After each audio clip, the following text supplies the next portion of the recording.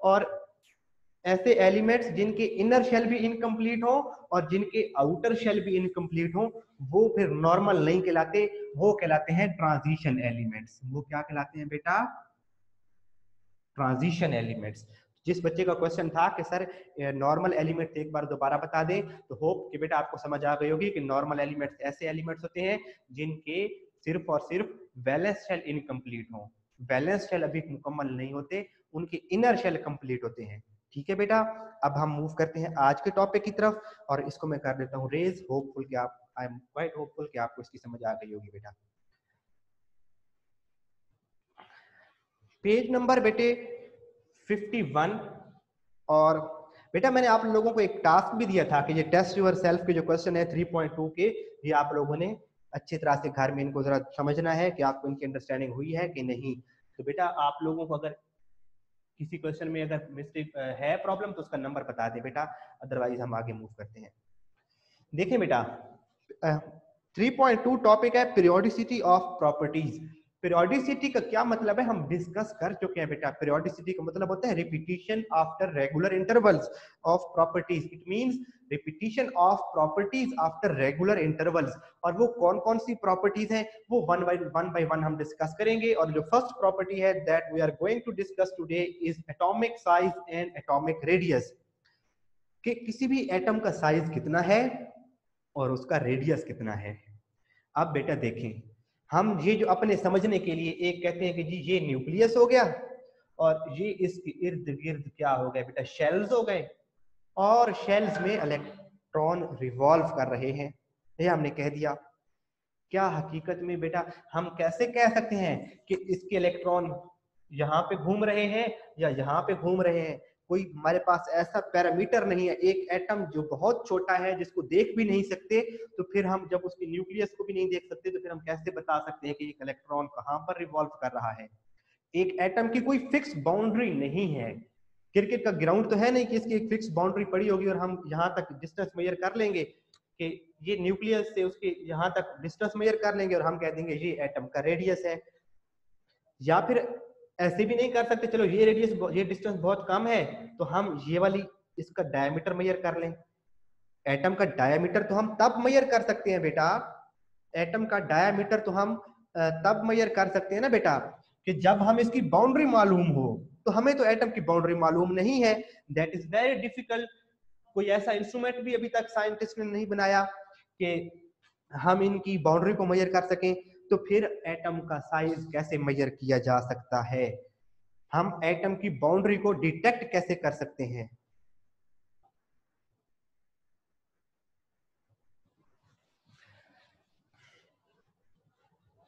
ये वाला पैराग्राफ पहले बेटा पढ़ लेते हैं, हम रीड कर लेते हैं बुक में क्या लिखता है। पेज नंबर 51 पर देखें बेटा, डेफिनेशन से भी पहला पैराग्राफ है। As we know that atoms are very small, हमें मालूम है बेटा कि एटम्स क्या होते हैं, बहुत स्मॉल हैं। And don't have defined boundaries, और उनकी कोई डिफाइंड बाउंड्रीज नहीं है। दैट फिक्स देयर साइज, कोई उनकी फिक्स बाउंड्री नहीं है कि हम बता सकें कि ये एटम की बाउंड्री है तो ये एटम का साइज होगा, कुछ भी ऐसा नहीं है। So it is difficult to measure the size of an atom. तो जब उसकी कोई डेफिनेट बाउंड्री नहीं है तो फिर उसके साइज को हम मेजर नहीं कर सकते। Therefore, the common method to determine the size of an atom is to assume that atoms are sphere. तो पहले हम ये अज्यूम करेंगे, फर्ज करते हैं, चलो हम फर्ज करते हैं कि एटम्स स्फेरिकल शेप में हैं, एटम्स स्फीयर की शक्ल में होते हैं। When they lie close to each other, their boundaries touch. अब देखें बेटा, सपोज करते हैं कि कोई भी एटम है, हमें नहीं पता उसकी बाउंड्री कहाँ तक है। दो मैग्नेट होते हैं ना बेटा, एक मैग्नेट को और ये दूसरा मैग्नेट, सपोज ये दो मैग्नेट हैं, ये करीब, हम इनको अब एक दूसरे के करीब लेके आ रहे हैं, ये करीब इनको लाना चाह रहे हैं, तो ये करीब आ रहे हैं और एक टाइम ऐसा आएगा ये एक दूसरे को रिपेल करना स्टार्ट हो जाएंगे। तो हमें मालूम हो जाएगा कि आप इनकी जो मैग्नेटिक फील्ड की बाउंड्रीज हैं वो एक दूसरे को टच कर रही हैं।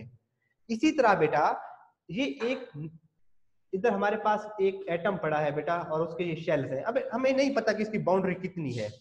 दूसरी तरफ से हम एक और एटम इसके करीब ला रहे हैं। अब बेटा क्या होगा कि जब दूसरा एटम इसके इतने करीब आ जाए कि दोनों की बाउंड्रीज जब टच कर जाएंगी, दोनों की बाउंड्रीज जब टच कर जाएंगी तो ये एक दूसरे के मजीद करीब नहीं आएंगे, क्योंकि जो इसके इलेक्ट्रॉन है और इसके इलेक्ट्रॉन मूव कर रहे हैं वो फिर एक दूसरे को क्या करेंगे, रिपेल करेंगे। तो जब दो एटम्स एक दूसरे के करीब आते हैं तो हमने ये अज्यूम किया बेटा कि वो एटम स्फेरिकल है, and when they lie close each other, और जब हमने इनको एक दूसरे के करीब रखा तो इनकी बाउंड्रीज, इस एटम की और इस एटम की बाउंड्रीज एक दूसरे को टच कर रही हैं, जस्ट लाइक कि जब हम दो मैग्नेट्स को करीब लाएंगे, अब मैग्नेट दो है तो एक दूसरे से दूर दूर, इनके न्यूक्लियाई भी तो एक दूसरे से दूर है, हमें तो ये इलेक्ट्रॉन नजर भी नहीं आ रहे होंगे, हमें ये नजर आ रहा होगा कि एक न्यूक्लियस और दूसरा न्यूक्लियाई यहाँ तक करीब आए हैं और यहाँ तक आने के बाद मजीद करीब नहीं आ रहे, एक दूसरे को फिर रिपेल करना स्टार्ट हो गए। तो ये मैग्नेट को जब हम करीब दो मैग्नेट्स को करीब लाते हैं तो एक डिस्टेंस पर उनके दरमियान रिपल्जन स्टार्ट हो जाती है, जिसका मतलब ये होता है कि इस मैग्नेट और इस मैग्नेट की जो बाउंड्रीज है वो एक दूसरे को अब टच करना स्टार्ट हो गई हैं। तो एटम की कोई वाज़ेह बाउंड्री नहीं होती, लेकिन एक खास डिस्टेंस पर जो न्यूक्लियस है इनके आते हैं तो ये एक दूसरे के मजीद करीब नहीं आते, तो हम कहते हैं बेटा कि इन दोनों एटम्स की बाउंड्रीज एक दूसरे को टच कर रही हैं। अब हम क्या करते हैं, इन दो न्यूक्लियाई जो है बेटा इनके दरमियान डिस्टेंस को मेजर कर लेते हैं। ये जो दो न्यूक्लियाई हैं इनके दरमियान डिस्टेंस को क्या कर लेंगे बेटा, मेजर करेंगे, और फिर उस डिस्टेंस का जब हाफ करेंगे तो वो एक एटम का साइज होगा। इसको हाफ करेंगे तो फिर ये कुल सपोज ये 100 था, एनी 100 सेंटीमीटर 100 मीटर कुछ भी सपोज कर लें, ये 100 अगर था टोटल डिस्टेंस तो उसका हाफ 50, फिर एक का डायमीटर हो जाएगा, 50 दूसरे का रेडियस हो जाएगा। तो इस तरह से हम एटम का जो रेडियस है वो मेजर कर सकते हैं। कैसे मेजर कर सकते हैं कि दो न्यूक्लियाई के दरमियान जो डिस्टेंस है उसको मेजर करेंगे और फिर उसका हाफ जो है बेटा वो क्या कहलाएगा, एटॉमिक रेडियस कहलाएगा एक एटम का, और दूसरा हाफ दूसरे एटम का रेडियस होगा। क्लियर है बेटा यहाँ तक? सर बच्चे पॉइंटर कीजिएगा। यहाँ तक क्लियर है बेटा? बताएं क्या बच्चे, जो मैं अभी तक हम डेफिनेशन पे नहीं आए, हमने पहले प्रॉब्लम को समझा कि एटॉमिक जो रेडियाई है उसको मेजर करना मुश्किल कैसे है, जब मुश्किल है तो फिर हम किस तरीके से उसको मेजर कर सकते हैं। अब बेटा डेफिनेशन पे आए, सेकंड पैराग्राफ के ऊपर हेडिंग बनाएंगे डेफिनेशन, या सिर्फ हम लिख देंगे एटॉमिक रेडियस या एटॉमिक साइज की हेडिंग बना देंगे बेटा। डेफिनेशन क्या है देखें, half of the distance between the nuclei of two bonded atoms. अब सपोज बेटा कि ये दो एटम्स थे, ये एक दूसरे के करीब आए, सपोज ये एक कार्बन है और ये दूसरा कार्बन है, वो एक दूसरे के साथ जब करीब आए तो हमने ये कहा कि उन्होंने बॉन्ड बनाया हुआ है, they are bonded to each other, covalently वो एक दूसरे के साथ बॉन्ड बना रहे हैं। हाफ, अब उस बॉन्ड का जो हाफ डिस्टेंस होगा बेटे, half of the distance between the nuclei of two bonded atom, ये दो एटम एक दूसरे के साथ बॉन्डेड हैं, एक दूसरे के साथ जुड़े हुए हैं, तो इनके न्यूक्लियाई में जो डिस्टेंस है बेटा, ये एक का न्यूक्लियस ये दूसरे का न्यूक्लियस, इनका जो न्यूक्लियस है बेटा अगर इसका हम डिस्टेंस मेजर करें तो वो आता है 154 picometre. In case of carbon, ये कार्बन और कार्बन के एटम अगर एक दूसरे के साथ बॉन्ड बनाते हैं तो इनका जो डिस्टेंस है इनके न्यूक्लियाई के दरमियान दैट इज 154 पिकोमीटर। तो इसका जो हाफ होगा बेटे, half of that distance is called atomic radius of the atom. तो इस 154 का हाफ दैट इज 74, वो एक एटम का बेटा रेडियस होगा और 74 दूसरे का। क्योंकि देखें हमें अगर ये एक कार्बन होती है ना बेटा, सपोज ये एक कार्बन है, हमें नहीं पता इसके इलेक्ट्रॉन जहां घूम रहे हैं, इसके इलेक्ट्रॉन जहां घूम रहे हैं, इसके इलेक्ट्रॉन जहां घूम रहे हैं, एक अकेले एटम का साइज मेजर करना पॉसिबल नहीं है। लेकिन जब ये किसी दूसरे एटम के साथ बॉन्ड बनाता है तो फिर इसका मतलब होता है कि दो एटम की बाउंड्रीज एक दूसरे को टच कर रही हैं। ये अगर दूसरा एटम का अगर यहाँ तक बेटा उसकी बाउंड्रीज मौजूद है तो ये डिस्टेंस हम मेजर कर सकते हैं। दो न्यूक्लियाई के दरमियान जो डिस्टेंस है इसको हम मेजर कर सकते हैं, और फिर इस डिस्टेंस को जब मेजर करेंगे उसका हाफ क्या होगा, एक एटम का, इसका हाफ एक एटम का रेडियस होगा। तो क्या डेफिनेशन है बेटा? ये शॉर्ट क्वेश्चन काफी बार रिपीट हुआ है पेपर में, लॉन्ग क्वेश्चन तो आ भी सकते, ये लॉन्ग क्वेश्चन में पेपर में आता है बेटा, और शॉर्ट क्वेश्चन ये काफी बार रिपीट हुआ है, डिफाइन एटॉमिक रेडियस। तो half of the distance between the nuclei of two bonded atoms is called atomic radius, is referred to लिखा हुआ है बुक में, तो इज रेफर्ड टू की जगह पे आप लिख सकते हैं is called atomic radius of the atom.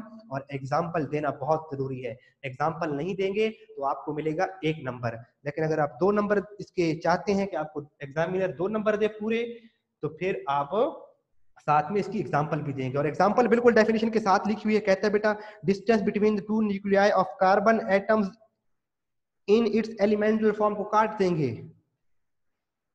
For example the distance between the nuclei of two carbon atoms is 154 picometre, it's half 77, it's half 154 and it's half 77। Pm का मतलब है picometre, 77 pm picometre is radius of carbon atom, और 77 क्या होगा बेटे, एक carbon का radius आ जाएगा। ठीक है बेटा, 77 आ जाएगा, लिख दिया, एडमिट कीजिएगा सर बच्चे को। यहां तक बेटा क्लियर हो गई डेफिनेशन तक कि दो कार्बन एटम के न्यूक्लियाई का डिस्टेंस 154 था, उसका हाफ 77 पिकोमीटर, वो एक कार्बन एटम का रेडियस है। ये एग्जांपल साथ जरूर लिखेंगे। नीचे वाले पैराग्राफ के ऊपर बेटा हेडिंग बनाए, ट्रेंड इन पीरियड्स, ट्रेंड इन पीरियड्स।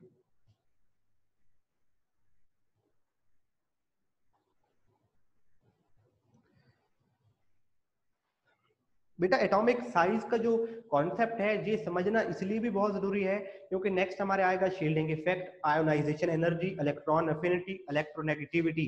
उन सब के जो ट्रेंड्स हैं they will depend upon atomic size. अगर आपको समझ आ गई कि हम जब पीरियड में लेफ्ट टू राइट मूव करते हैं तो क्या एटॉमिक साइज इंक्रीज होता है या डिक्रीज होता है, ग्रुप में क्या ट्रेंड है, इसको समझना बहुत जरूरी है। ये समझ लेंगे बेटा तो फिर आपके नेक्स्ट टॉपिक भी बहुत आसान हो जाएंगे। अब बेटा हम देखें एक पीरियड की बात कर लेते हैं, किसी भी पीरियड के हम कुछ एलिमेंट्स के एटॉमिक नंबर जहां पे मैं लिख देता हूँ बेटे। सपोज हम बेटा बात कर रहे हैं थर्ड पीरियड की।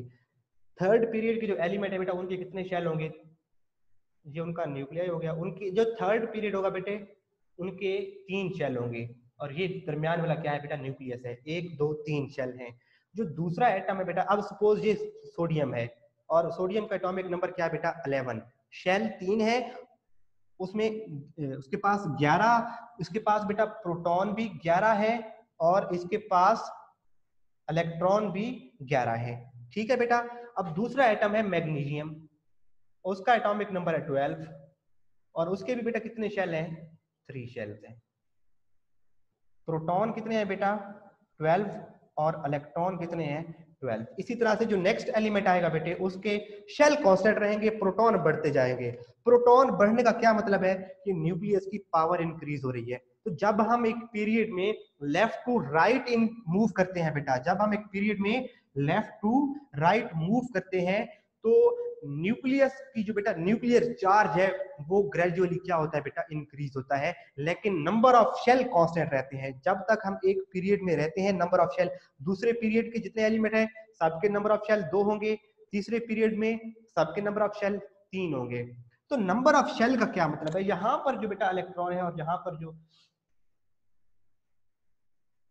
ये जो न्यूक्लियस है ये इन इलेक्ट्रॉन को अपनी तरफ खींचना चाहता है, लेकिन दरमियान में क्या है, इन इलेक्ट्रॉन की रुकावट है। व्हाट इज एलिमेंटल फॉर्म, बेटा कार्बन एलिमेंट की फॉर्म में, सॉलिड फॉर्म में बात कर रहे हैं उसकी, एक क्योंकि बेटा कंपाउंड की बात नहीं कर रहे। वैसे कार्बन अकेला नहीं पाया जाता, ये 2 कार्बन ऐसे अकेले नहीं पाए जाते, वैसे ये कंपाउंड्स की फॉर्म में पाया जाएगा। लेकिन हम इसका एटॉमिक डिस्कस, एटॉमिक इसका रेडियस मेजर करने के लिए इसको एलिमेंट की फॉर्म में देख रहे हैं, कंपाउंड की। बाकी कंपाउंड छोड़े बाद में, बाकी क्योंकि जब बेटा हाइड्रोजन लगेंगी कुछ और कंपाउंड लगेंगे फिर इनका रेडियस चेंज हो जाता है। हम जस्ट ये अज्यूम कर रहे हैं कि ये वाले कार्बन एटम एलिमेंट की फॉर्म में अकेले बेटा, कंपाउंड की फॉर्म में नहीं है। ठीक है।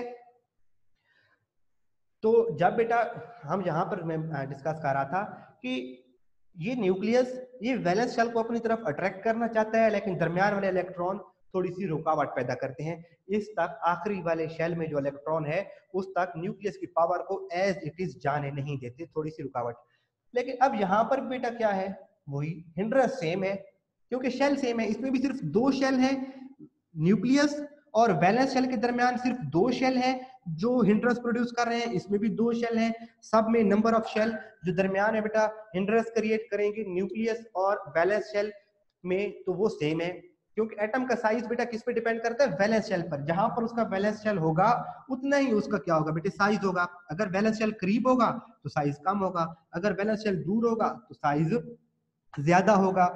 तो बेटा हम जब एक पीरियड में लेफ्ट टू राइट मूव करते हैं नंबर ऑफ शेल रहते हैं सेम, लेकिन न्यूक्लियर चार्ज बढ़ता है। अब बेटा जब न्यूक्लियर चार्ज बढ़ेगा, 11 इलेक्ट्रॉन इस 11 प्रोटॉन इस इलेक्ट्रॉन को अपनी तरफ ज्यादा खींचेंगे या 12 प्रोटॉन इस इलेक्ट्रॉन को अपनी तरफ ज्यादा खींचेंगे?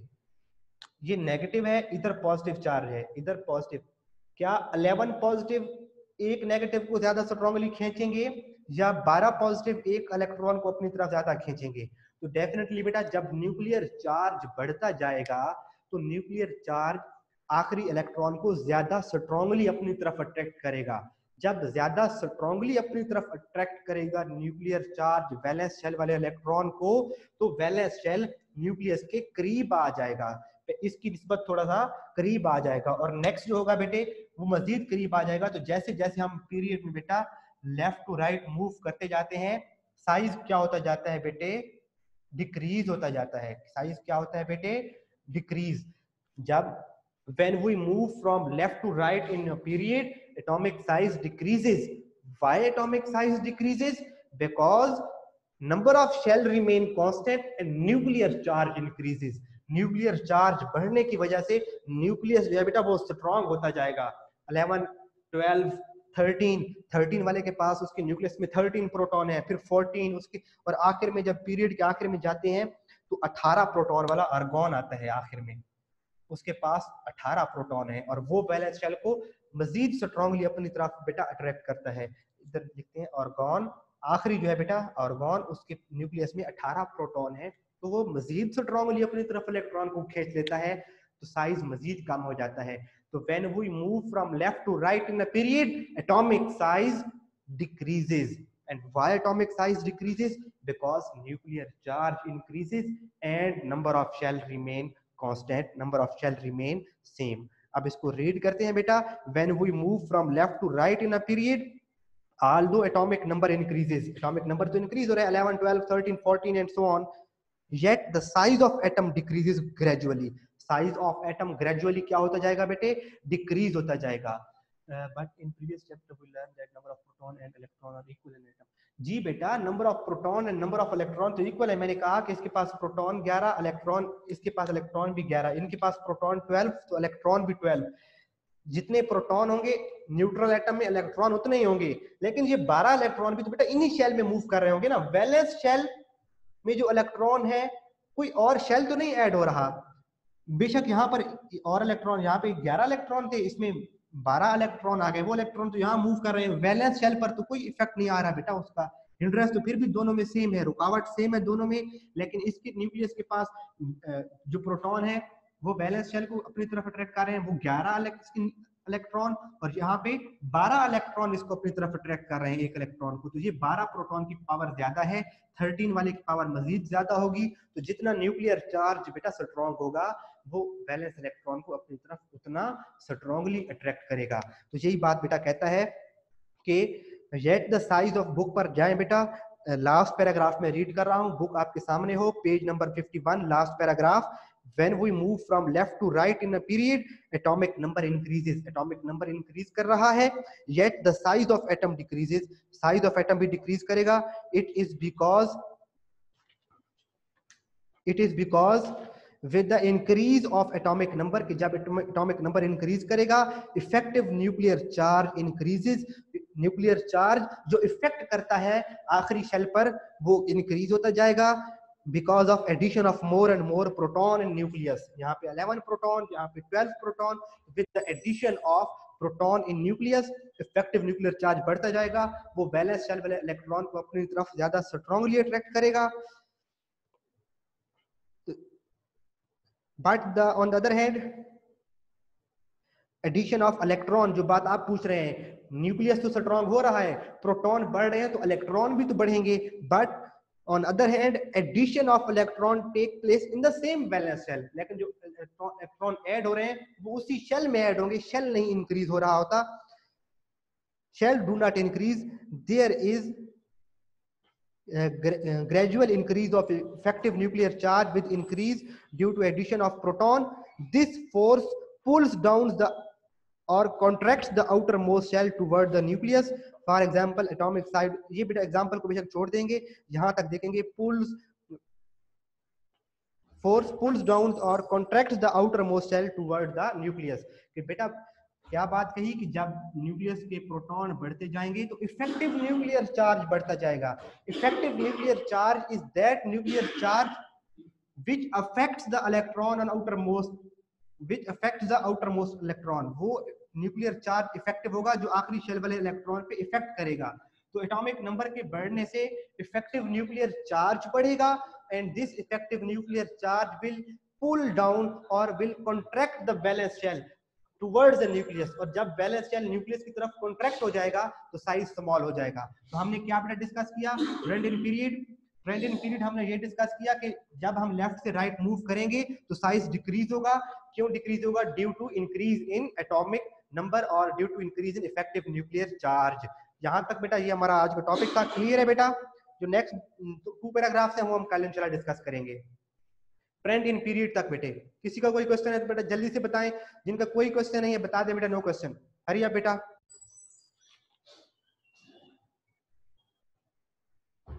जिनका कोई क्वेश्चन नहीं है जल्दी से बता दें, अदरवाइज बेटा हम क्लास लीव कर देते हैं।